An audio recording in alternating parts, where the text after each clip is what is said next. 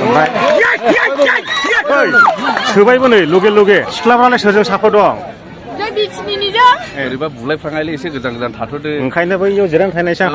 खुलुमबाय रायजो राजा नोंथांमोन दिनैनि भिडिअखौ नै आङो मालि बिथा साइनिं स्टार क्लाब बे फोथाराव सफैनानैसो खालामनाय जाबाय बेजों लोगोसे नोंथांमोनखौ खावलायो आंनियाबो थाबैनो 100K जानाय बायदि थाब थाब चेनेलखौ साबस्क्राइब खालामाखैबा साबस्क्राइब खालामना होदो ओमफ्राय आङो दिनैहाय दिन्थिलांगोन नोंथांमोननोहाय फुटबल गेलेनाय फुटबल बाउन्डार सेराव दं आङो नै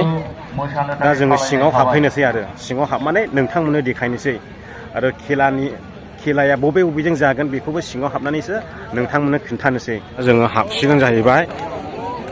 दाबो बारा मानसि जायाखै नोंथां VIP जाखांबाय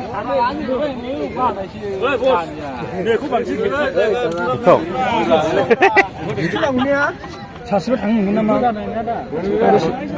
जासे खालामना जागोन ना दाखालि सानै सोदों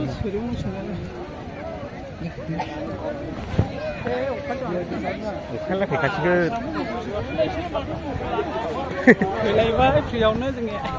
गुबुन गुबुन थायो नालाय गेटआवहाय सोनायालाय सोखायो जोंखौहाय फैयो दाबो जायाखै नै मोसाजेननायसैयानो माथो नै थेंक इउ सारनिसिम रोजा रोजा केन्द्रा फंबाय सोबाव माथो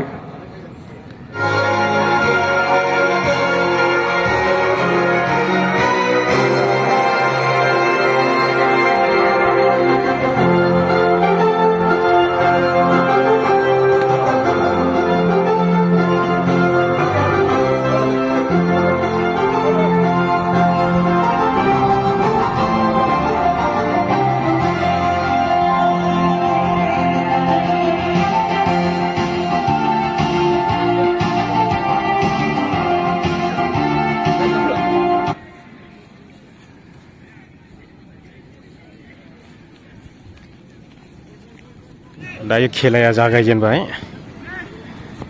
बे गोजा गाननायानो जाहैबाय रसेन FC आइलेण्ड ओमफ्राय गोमो गाननाया जाहैबाय अल बिटिनि सोरां क्लाब ओमफ्राय बिसोरनि दा सिनायथिनि जार्सिखौ गाननांबाय मानो होनोब्ला मोननैबो टिमनि जार्सिया गोजा गोजा जादोंमोन बेनिखायनो उफाय गैया नोंसिनि जोंनिजों फाथि दिनैहाय आसोलाबो नोंनोलायनो माबायदि आसा खालामनो एसे खोन्थाहरदो आसोल माने आसोलखा टिमालाय ओमफ्राय दासो जागायदोंथ' बुंनो हाया माने टिमाखौ लाबोखादों लाबोनायालाय चिरांनि मोजां टिमाखौ आसा खालामदों देरहागोनखौ आसा खालामदों अल बिटिनि सोरां अल बिटिनि सोरां खालामा बिसिनि ओमफ्राय सोबायबो नै लगे लगे सोबायबो नै आसा खालामदों होननाय लोगो लोगो सिख्लाफ्रालाय सोरजों साख' दं दे ओंखायनो लाइन जिरायजोबखादोंलै इसने नै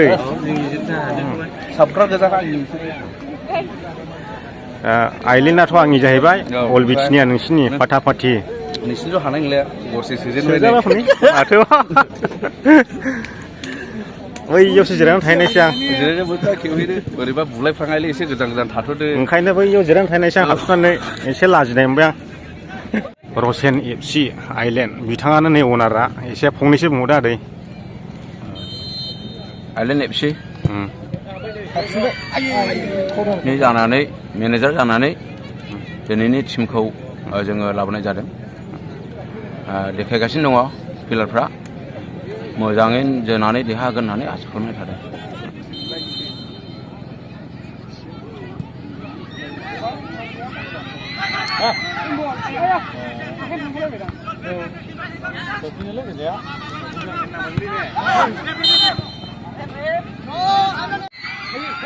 आयो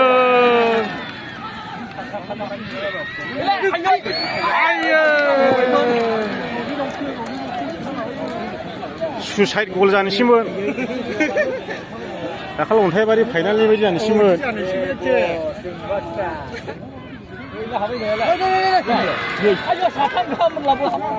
आयै बोरै जाखो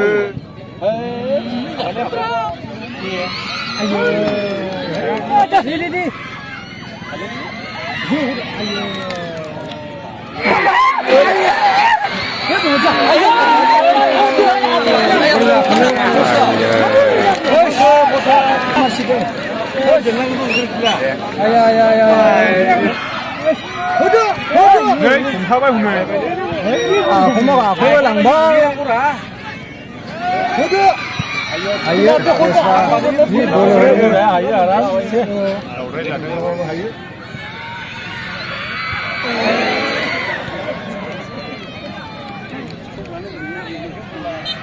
đây एसे फोरमायहरदो जोबनायनि माबायदि मोनखो जोङो आइलेण्ड एफसि हिसाबै जों मोजां मोनबाय जोङो फैगोन शुक्रबाराव आरो गरसे जोङो गरनैयाव थाबाय बेनिखायनो आङो आइलेण्ड एफसिनि जानानै फाइनालसिम थांगोन होननानै आसा खालामदों आरो बेखौनो आसा खालामनानै जोङो गोजान गोजाननि जोङो फायर लाइन लायबोदों बेखौ जोंनि आइलेण्डनिफ्राय बयबो रायजो राजाफोरखौ मदद होनो थाखाय खावलायहरनाय जाबाय जोंनि आइलेण्ड एफसिआव प्लेयारफोरखौ बबेनिफ्राय लायनाय जादोंमोन प्लेयारफोरखौ आङो गुवाहाटीनिफ्राय 7 ओमफ्राय ओरै चिरांनिफ्रायनो जोङो माखासे मानसिखौ जोङो बुथुमनानै लाबोनानै जोनाय जादों दिनैहाय जोंनि जायनाखि प्लेयार जों लाबोदोंमोन बियो दहायनो 9थायावसो पस्टपन जादों हाखु दाखुब्लाबो आङो बेखौ एकदमबारे ओरै खालामनानै कन्टेक्ट खालामनानै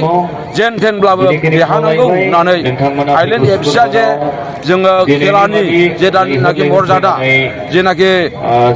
खेलानि एक्सपिरियेन्स मोजाङैनो गेलेनानै दिन्थिनानै हाखु दाखुब्लाबो बेखिनि प्लेयारखौ लानानै फैनाय जादों बेबायदिनो आङो दिनै जोग्राफोरखौ आमलायनाय थाबाय बेनिफ्राय जोंनि एरियानिफ्राय फैनानै मदद होफैनाय आरो बे बालिभिटा एरिया आरो बयखौबो फैनानै नायफैनायनि थाखाय आङो बयखौबो आङो हामलायनाय जासिहरनाय जाबाय एसेनोसै दिनैनि खेलाया माने सोमदोन बरगयारि इउटुबारनि गामिनि आरो आंनि गामिनिमोन आरो जोंनि जाहैबाय आइलेण्ड ओमफ्राय बिसिनि जाहैबाय अल बिटिनि सोरां इउथ क्लाब अल बिटिनि सोरां इउथ क्लाबआ माने गरसे सोनो हादों ओमफ्राय जोंनि आइलेण्डआ गरथाम सोदों आरो ओमफ्राय दा गरनैयावहाय देरहासार जाबाय बेनोसै रायजो राजा नोंथांमोन भिडिअखौ मोजां मोनदोंब्ला लाइक खालामदो आरो चेनेलाव गोदानै हाबफैदोंब्ला साबस्क्राइब खालामदो थाबैनो 100K मोनफुंनो हानाय बायदि दा जोंबो न'आव थांनो ओंखारबाय आरो मोनारलायबायबो नै टाइमाबो 5था जाबाय ओमफ्राय फैगौ 1 थारिखआवहाय रेडबुल टीम आरो चिरां दुवार बे मोननै टीमनि गेजेराव बादायलायनाय जागोन फैगौ 1 थारिखआव